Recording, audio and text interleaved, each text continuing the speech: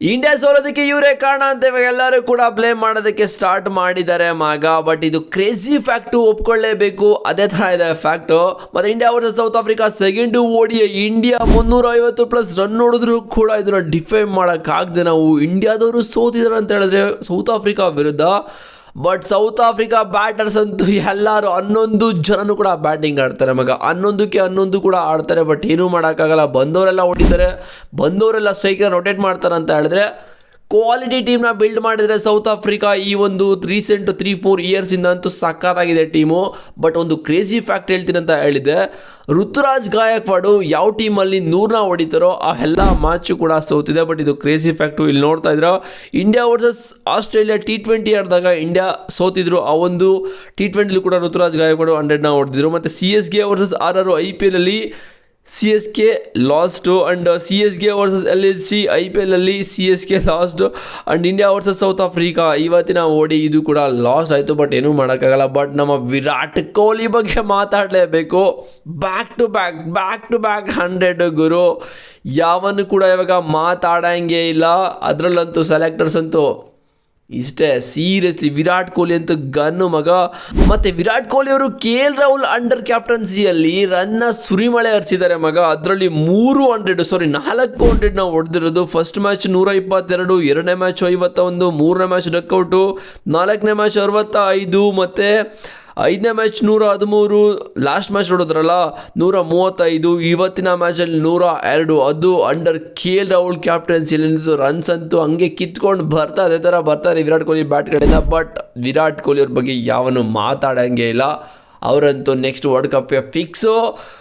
ಏನು ಗುರು, ವಿರಾಟ್ ಕೊಹ್ಲಿ ಸಖತ್ ಅಗ್ರೆಸಿವ್ ಆಗಿ ಆಡ್ತಾ ಇದ್ದಾರೆ ಮಗ. ಲಾಸ್ಟ್ 2 ಗೇಮ್ಸ್ ಅಲ್ಲ ಆ್ಯಕ್ಚುಲಿ. ಸೊ ಆಸ್ಟ್ರೇಲಿಯಾ ಟೂರ್ ಇತ್ತಲ್ಲ, ಅಲ್ಲೂ ಕೂಡ ಸಖತ್ತಾಗಿ ಅಗ್ರೆಸಿವ್ ಆಗಿ ಆಡಿದ್ರು. ಬಟ್ ಸೌತ್ ಆಫ್ರಿಕಾ ವಿರುದ್ಧ ಅಂತೂ ಫುಲ್ ಅಗ್ರೆಸಿವು.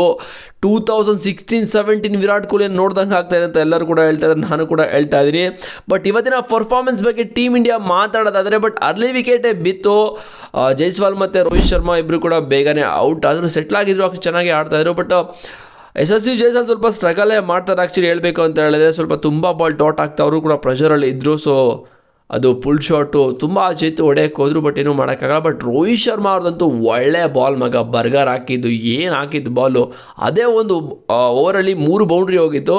ಅದು ಕೂಡ ಸೇಮ್ ಅದು ಶಾರ್ಟ್ ಆಫ್ ಗುಡ್ ಲೆಂತ್ ಹಾಕಿದ್ರಲ್ಲ, ಬಟ್ ಒಳ್ಳೆ ಲೆಂತ್ ಹಾಕಿದ್ದು. ರೋಹಿತ್ ಶರ್ಮಾಗೆ ಏನು ಮಾಡಬೇಕು ಅಂತ ನನಗೆ ಗೊತ್ತಾಗಲಿಲ್ಲ, ಕಾಲು ಬರಲಿಲ್ಲ. ಸೊ ಕಾಟ್ ಬೇಂಡ್ ಆಗಿ ಹೋಗಿದ್ದು. ಅದಾದಮೇಲೆ ವಿರಾಟ್ ಕೊಹ್ಲಿ ಎಂಥ ಬ್ಯಾಟಿಂಗ್ ಮಗ. ಒಂದು ಪ್ರೆಷರಲ್ಲಿ ವಿರಾಟ್ ಕೊಹ್ಲಿ ಯಾವ ಥರ ಪ್ರೆಷರೇ ಇಲ್ಲ ಮಗ.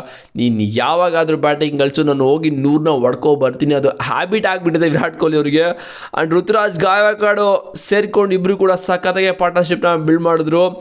ಆ್ಯಂಡ್ ಸ್ವಲ್ಪ ಹೊಡೆಯಕ್ಕೆ ಹೋದ್ರು ಆ್ಯಕ್ಚುಲಿ. ಬಟ್ ಹೊಡೆಯಕ್ಕೆ ಹೋಗಿದ್ದು ಒಳ್ಳೆ ಇಂಟೆನ್ಷನೇ ಇತ್ತು. ಬಟ್ ವಿಕೆಟ್ ಕೊಟ್ಟಿದ್ದು ತಪ್ಪಾಯಿತು ಅಂತಲೇ ಹೇಳ್ಬೋದು. ಅದಾದಮೇಲೆ KL ರಾಹುಲ್ ಕ್ಲಾಸಿ ಇನ್ನಿಂಗ್ಸ್ ಗುರು. KL ರಾಹುಲ್ ಅವ್ರದ್ದು ಏನು ಎಲ್ಲಾದರೂ ಕೊಡು ನೀನು ಬ್ಯಾಟಿಂಗ್, ನಾನು ಆಡಿ ಪ್ರೂವ್ ಮಾಡ್ತೀನಿ, ನಾನು ರನ್ ಹೊಡಿತೀನಿ, ಟೀಮ್ಗೋಸ್ಕರ ಆಡ್ತೀನಿ ಅಂತ ಹೇಳ್ತಾರೆ KL ರಾಹುಲ್ ಅವರು. ಕ್ಲಾಸಿ ಬ್ಯಾಟಿಂಗ್ ಗುರು. 1-2-3 ಶಾಟ್ ಹೊಡೆದ್ರು. 6ಗಳಂತೂ ಬೆಂಕಿ ಥರ ಇತ್ತು. ಸ್ವೀಪು ಅದು ಸ್ಲೋ ಹೊಡೆದ್ರು. ಪೇಸರ್ಸ್ಗೆ ಕೂತ್ಕೊಂಡು ಸ್ಲೋ ಹೊಡಿತಾರೆ ಅಂತ ಹೇಳಿದ್ರೆ ನೆಕ್ಸ್ಟ್ ಲೆವೆಲ್ ಶಾಟ್ಗಳು ಇಟ್ಟಿರೋದು. ಅದಾದಮೇಲೆ 45 ಓವರ್ಸ್ ಆದಮೇಲೆ ಟೀಮ್ ಇಂಡಿಯಾಗೆ ತುಂಬ ರನ್ನು ಕಡಿಮೆ ಆಗಿಬಿಡ್ತು ಆ್ಯಕ್ಚುಲಿ. ಅಲ್ಲಿವರೆಗೂ ಸಖತ್ತಾಗೆ ಬರ್ತಾಯಿತ್ತು.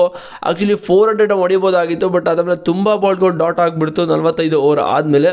ಸೊ ಇಂಡಿಯಾ ಟೋಟಲ್ ಆಗಿ 358ನ ಹೊಡಿತಾರೆ 50 ಓವರ್ಗಳಲ್ಲಿ. ಮತ್ತು ರವೀಂದ್ರ ಜಡೇಜನು ಕೂಡ ಅಷ್ಟೊಂದು ಫಾಸ್ಟಾಗಿ ಆಡಲೇ, ಸ್ವಲ್ಪ ಸ್ಲೋನಾಗೆ ಸ್ಟಾರ್ಟ್ ಮಾಡೋದು. ಬಟ್ ಒಳ್ಳೆ finish ಕೊಡ್ಬೋದಾಗಿತ್ತು.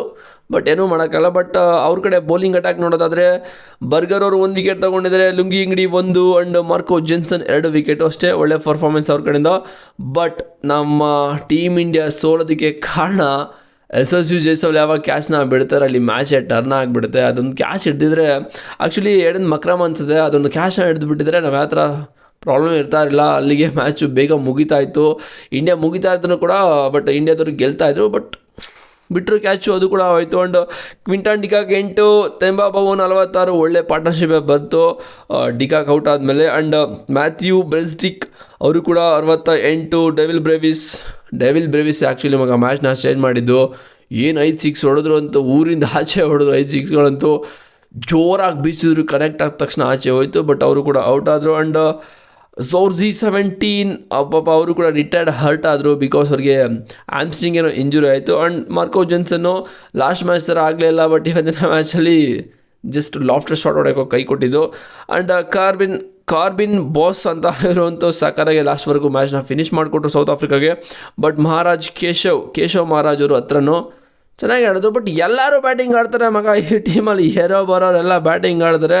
But team India bowling attack ಅಂತ ಇವತ್ತು ಪ್ರಸಿದ್ಧ ಕೃಷ್ಣಗೆ ನಾಯಿಗೆ ಹೊಡೆದ್ರು. ಬಟ್ ಅವರು ಸ್ವಲ್ಪ ಈಗೋ ಬೌಲಿಂಗ್ ಹಾಕಿದ್ರು ಅಂತ ಅನಿಸುತ್ತೆ ಪ್ರಸಿದ್ಧ ಕೃಷ್ಣ. ಸೊ ಇಲ್ಲೆಲ್ಲ ಆಗ್ತಾಯಿದ್ರು, ಬಟ್ ಏನೋ ಮಾಡೋಕ್ಕಾಗಲ್ಲ, ಒಂದು ಬ್ಯಾಡ್ ಡೇ ಇದ್ದೇ ಇರುತ್ತೆ ಎಲ್ಲರಿಗೂ.